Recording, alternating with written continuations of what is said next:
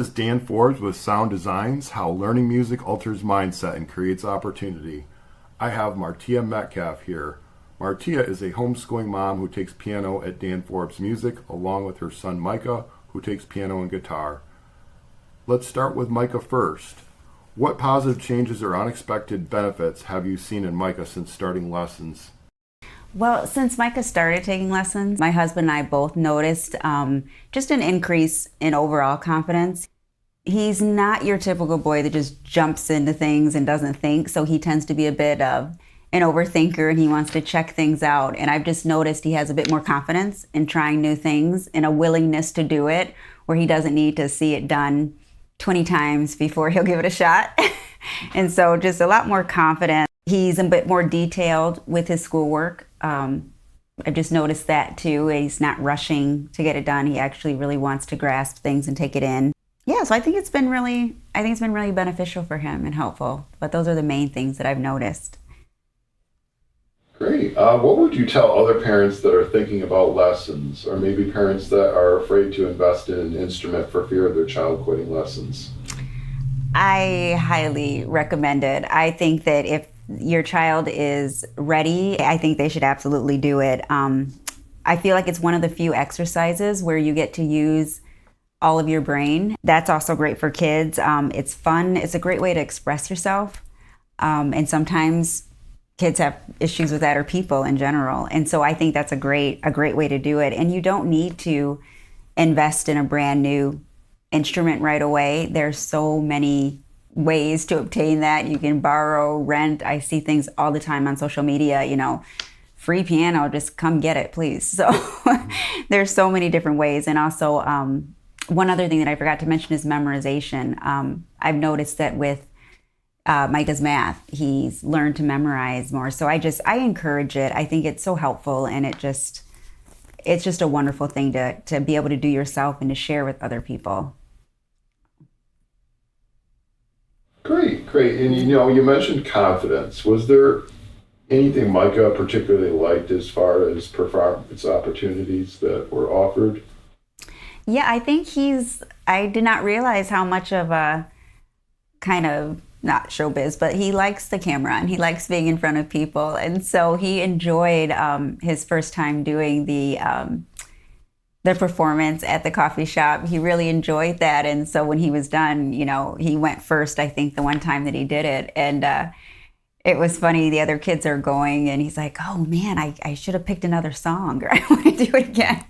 And so that actually kind of surprised me because he always starts off a little nervous, but he was really into it. And he really practiced hard for the recital in the spring. It was nice to see. I don't necessarily have to tell him to practice anyway. He just enjoys it. But he put in some extra time and effort with that. And he came back after he was done. And, he told me he did a good job. And he's like, I was so nervous. But then as soon as I hit the first key, it just kind of went away. And I was like, okay, we're doing this.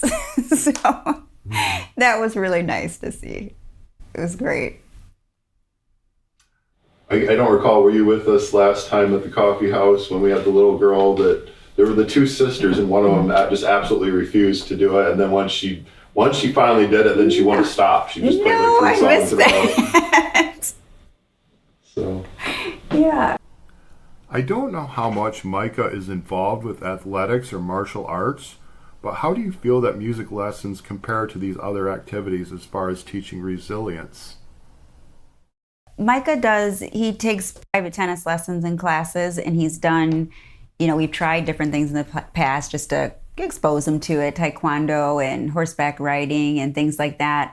And he's enjoyed it. But I feel like music has just given him a different type of resilience. If he didn't want to do something or he wanted to quit, it's like, just give it a little more time or try it a different way, like how you guys will do in lessons where it's like, okay, well, if you don't get it right, try one hand, or let's try just doing one section first. And I think that's helped him a lot. And it's given him like, okay, well, I can try this another way. And sometimes with sports, it's not that easy. Mm. There's a way to do it. That's it. So, yeah, I think that's helped him with his resilience and pushing himself. Does your son feel inspired by the resilience of other musicians, either students or professional musicians? Yes.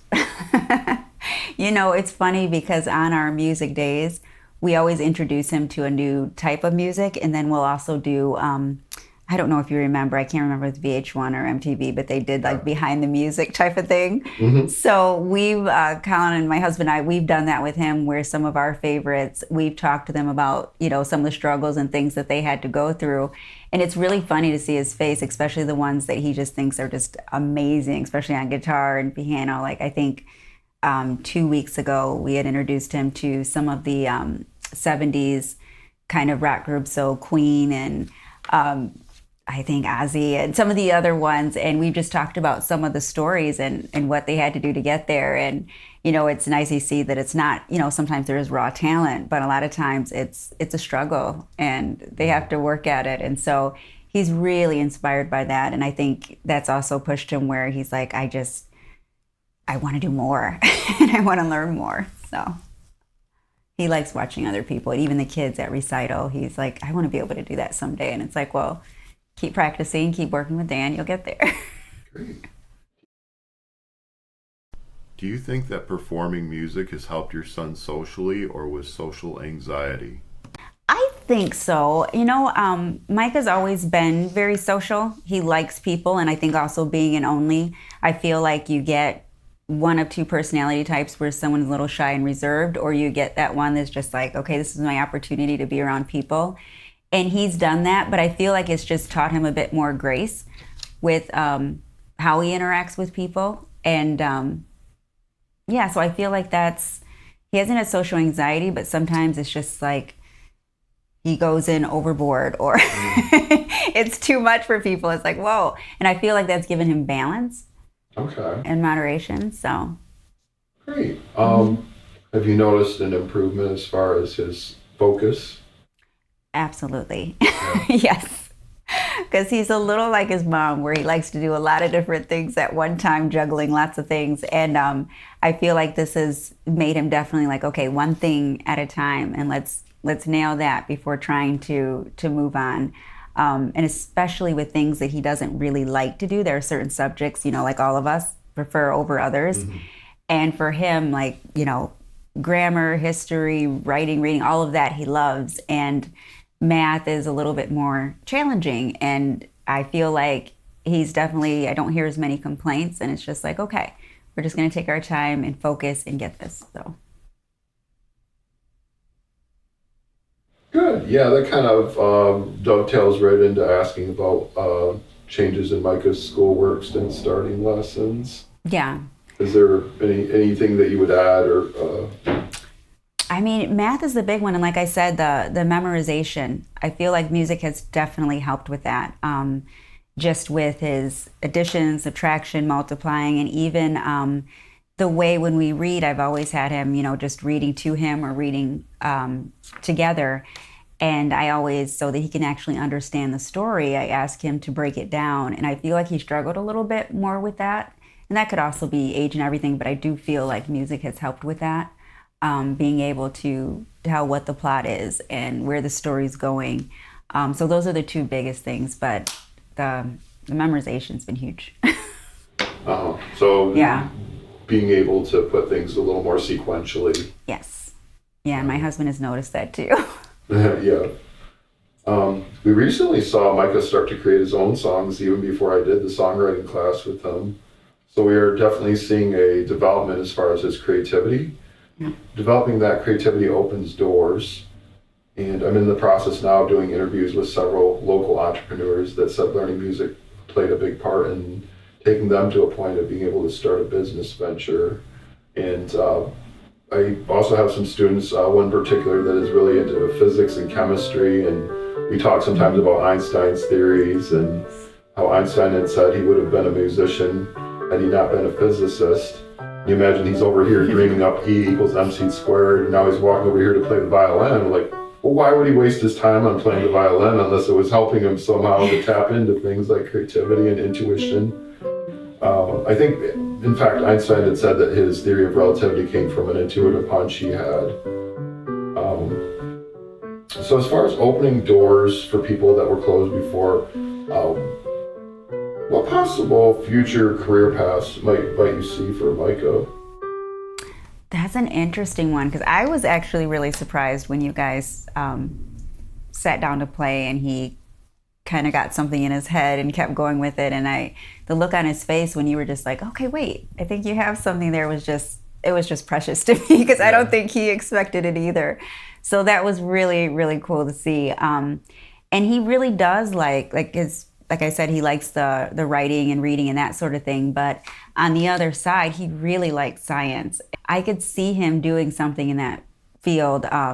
He loves nature and being outside. And sometimes he likes to just take our little Sonos Move and put on different music and just go and sit and watch bugs and birds and things like that. And he was actually inspiration for us putting in a giant pollinator garden at our house. So we ripped up a huge area and we're just putting in a space that is specific, for nature to come and play. And so I could see him doing biology. I could see him doing something in that field, because he loves it. And all I have to do is say, pick up your room or finish up what you're doing, and you can't go outside. And that's it. He's rushing to get it done. So.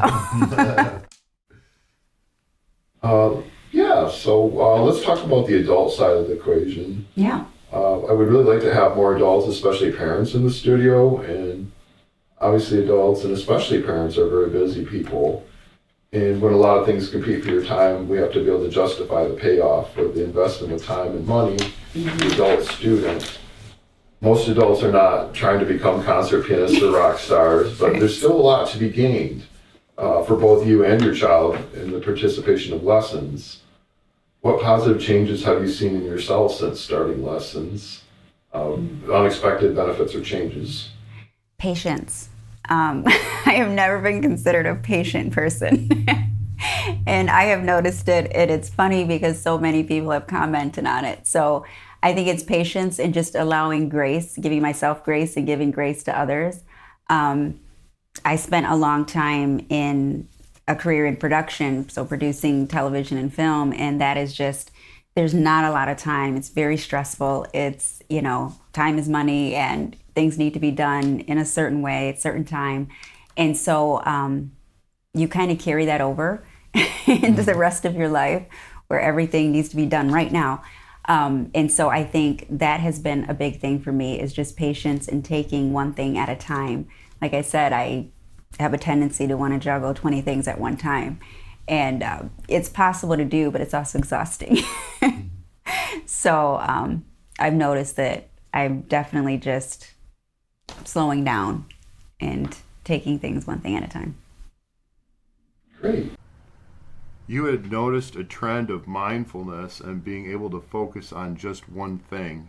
You had also spoken about serenity and being able to let go of a type A personality, making it okay to make mistakes. Yes.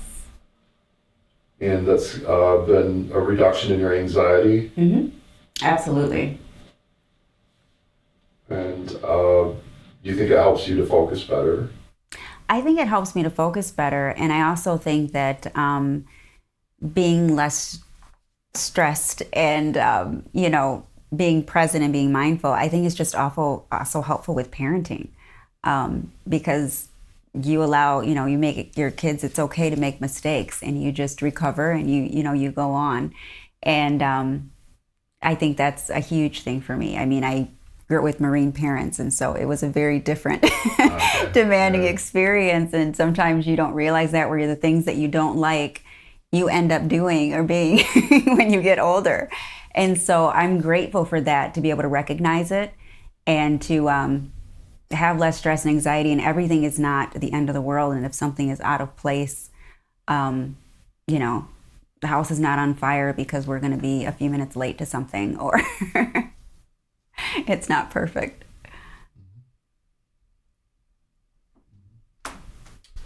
Yeah, we definitely want to see more parents like you taking lessons, and any feedback we can get from the online community, as well as our active and former Dan Forbes music students, is appreciated, as far as how we can make things more accessible for them, both time-wise and budget-wise, and we found some adults do better on a bi-weekly rather than a weekly rotation. And so we're looking at things like maybe having some video lessons on demand and some technique exercises.